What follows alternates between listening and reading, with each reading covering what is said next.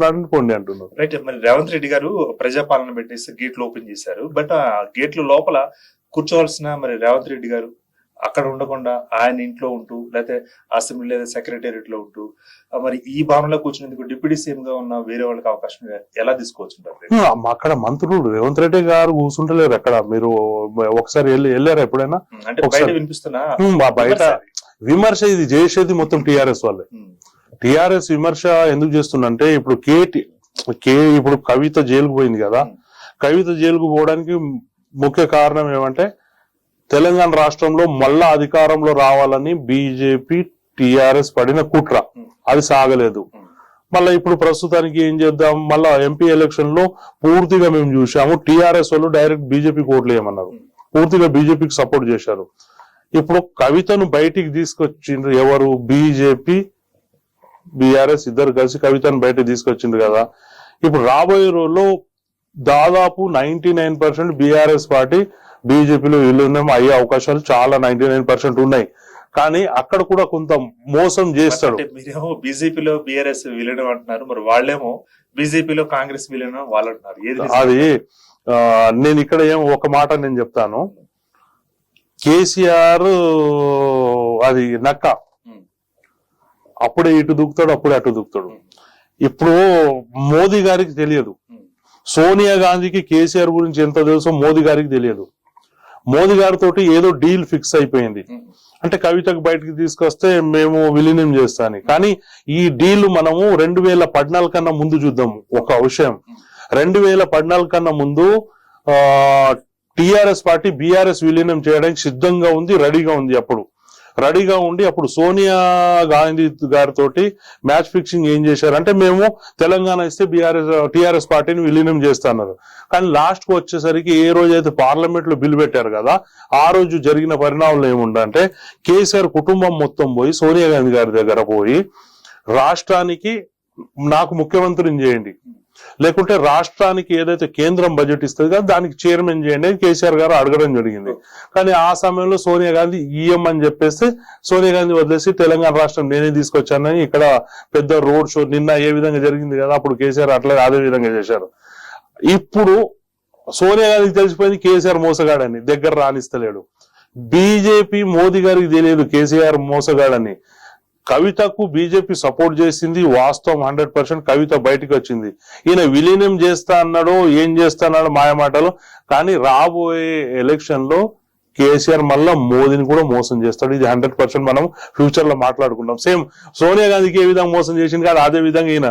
కానీ ఇక్కడ ఏం జరుగుతుందంటే 2 పరిణామాలు ఉన్నాయి. ఒకటి ఏంటంటే అందరికన్నా భయంలో కేటీఆర్ ఉన్నాడు.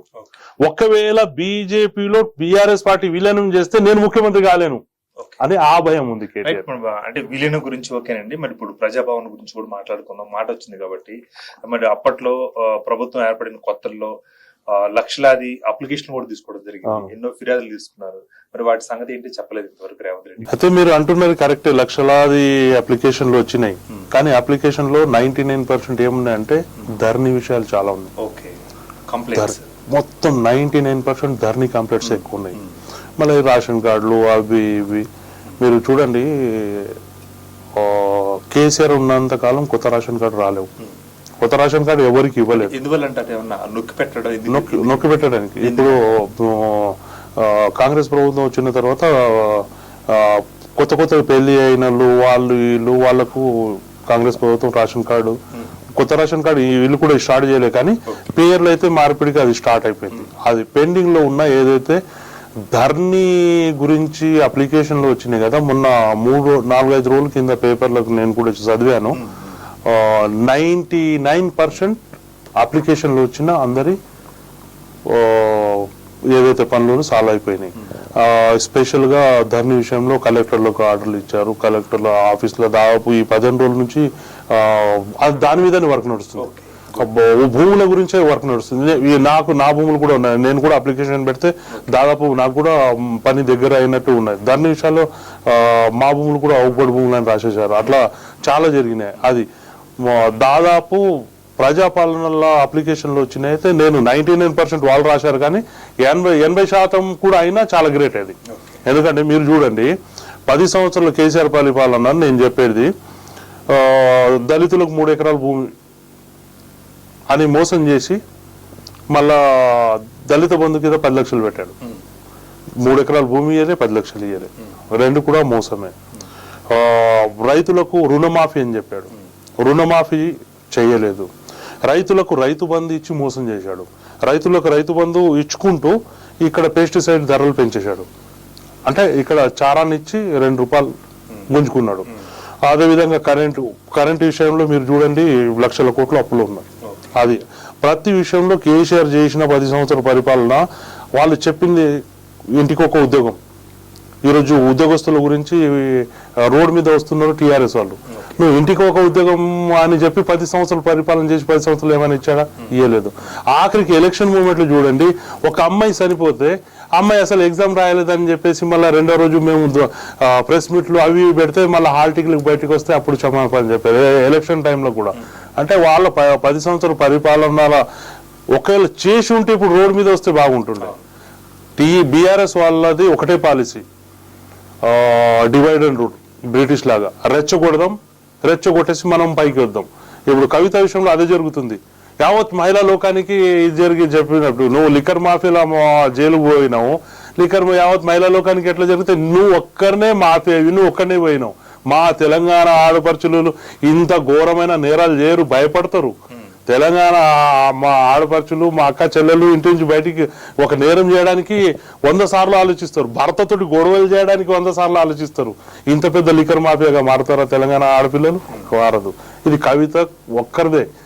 ఈమె ర్యాలీలు చేసి అది చేసి ఇది చేసి, నేనైతే అది ఉల్టా చోర్ కొత్వాల్కు డాటే అన్నట్టు ఉన్నది పద్ధతి. రైట్, ఇప్పుడు సిసోడియా గురించి కూడా చెప్పుకుందాం. ఎందుకంటే ఇంతకుముందు సిసోడియా కూడా అప్పుడు ఇదే కేసులు ఉన్నప్పుడు మరి వారికి ఇవ్వకుండా బెయిల్ మరి వీటికి ఇవ్వడం ఎలా తీసుకోవచ్చు? అది కవిత కేటీఆర్ చెప్పాలా? అది కేసీఆర్, కవిత, హరీష్ రావు, బీజేపీ వీళ్ళు చెప్పాలి. అది 550 రోజుల నుంచి ఒక మంచి వ్యక్తి సిసోడియా అనే వ్యక్తి ఈరోజు ఢిల్లీలో విద్యా సంస్థలను బాగు చేసిండంటే సిసోడియా. దేశంలో ఎక్కడ లేని చరిత్ర సృష్టించిండు సిసోడియా. అసంటి మనిషిని తీసుకుపోయి ఈ కవితమ్మ తీసుకుపోయి జైలు పెట్టించింది. ఈ కవితమ్మ ప్లానే అది మొత్తం.